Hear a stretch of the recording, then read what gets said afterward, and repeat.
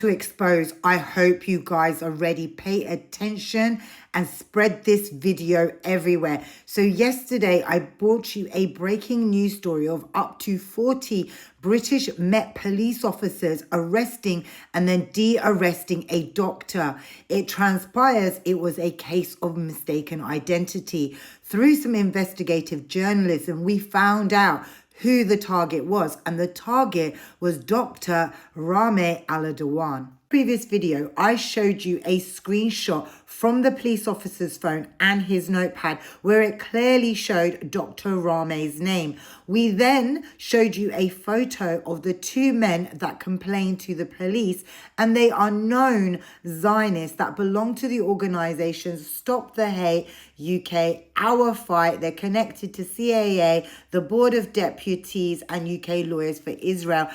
In last night's video, we could not understand why the police would attempt to arrest DrRahmeh outside Parliament using 40 officers when they had in fact been to her house the night before, because her address has been leaked online and she is receiving death threats. I made the observation on my video that this was a photo opportunity. They wanted to show DrRahmeh being arrested, flanked by tens and tens of police officers. And why? Because it would have been absolutely perfect for this article. The Daily Mail article claims that new footage has emerged where apparently DrRahmeh is praising jihadi fighters. So I do believe that they wanted the sensational picture to go with this article. The speech that they reference includes the following phrases: "We are proud of our armed resistance, and in Islam, we call that jihad. That's honor. That's how you defend your people."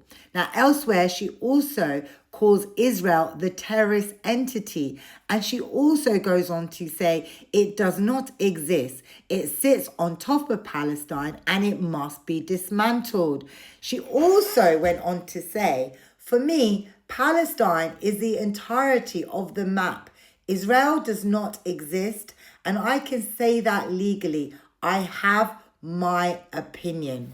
It is poignant to note that DrRahmeh has faced two separate investigations. The last tribunal also cleared her of any wrongdoing. However, the matter has not been left alone, and many ministers, including Wes Streeting, the health secretary, have waded in. The Daily Mail article claims that Alex Hearn from Labour Against Semitism said, "How can any NHS patient, and especially Jewish patients, feel comfortable under her care? This dangerous doctor's open support for jihadi terrorists who massacred 1,200 Israelis on October the 7th and raped hundreds of young women at the Nova Music Festival means she must be immediately removed from duty and sacked." It's also poignant to note, up until this point, no proof has ever been provided of any women being raped at the Nova Musical Festival. Lord Austin, who is the independent peer and former Labour MP, said, "It is utterly disgraceful that this NHS doctor gave a speech saying that she supported armed Palestinian terrorists and jihad in front of police officers, and she was not arrested. The Met must answer for this failure and must now put it right by investigating this. Furthermore, I hope the GMC finally gets a grip and that she is struck off, because NHS patients deserve to be protected from someone who holds these dangerous views." I must point out that there were many police officers surrounding DrRahmeh when she made this speech. At the time of the speech, none of the police officers present felt any alarm or distress by her words. Now we have Labour MPs and supporters of the Israeli lobby saying that the police did not perform their duty correctly. This is also remnant of what happened with the JW3 case. I will get back to that in another video. Wes Streeting, the Labour Health Secretary, actually tweeted about DrRahmeh, and he said, "The racist language of Jewish supremacy reflects the value of Nazis, not the NHS. I failed to see how medics using such language with impunity doesn't undermine confidence in the medical profession. I have no confidence in our regulation system. Despite the fact that this speech was conducted in front of several police officers, now it appears that the Met Police are looking back into it. There was a statement made last night where it said that it would review why there had been no interventions by officers at the time of the protest, as well as reviewing the material to establish whether any offence had been committed.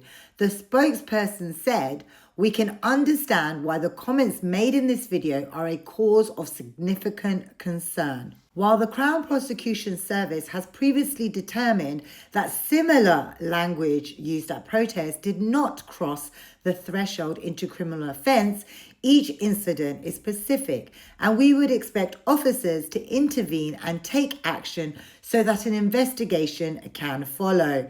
We will be reviewing the incident to understand why that didn't happen. Officers will also review the footage in its entirety to establish whether any offences have been committed, liaising with our CPS counterparts as necessary. It appears that DrRahmeh made a speech in front of the police. The police did not deem there to be any issues with the speech that she made. DrRahmeh has been investigated twice by the GMC and she has been cleared of all charges. But now you are having people such as Wes Streeting pushing the police to review and arrest a British doctor. Now you understand that the photo opportunity yesterday and the arrest yesterday, despite the police actively being involved in protecting DrRahmeh's life, would have caused significant damage to her reputation and her career. In October 2024, I attended a protest at the JW3 Centre. At the time, the police had no issue with the protest.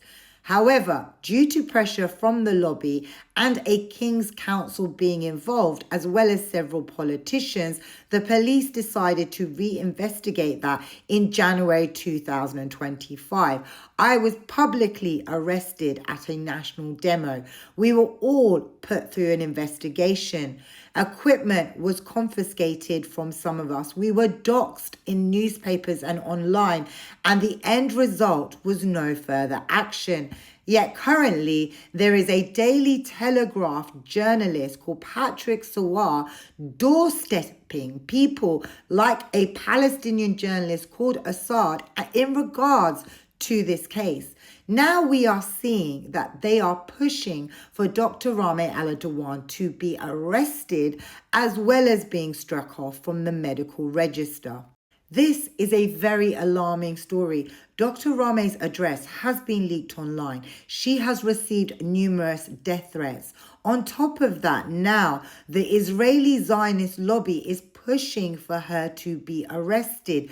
We have politicians such as Wes Streeting pushing for her to be arrested. We are seeing now a demonization of anyone that speaks out against Israel. Not just DrRahmeh, not just me, not just Assad. Many activists are currently being targeted. And believe me, it's about to get worse. So make sure you spread this story and everybody starts talking about what they are doing to us. Open your eyes, see the truth. We know what's going on and we will continue to expose it.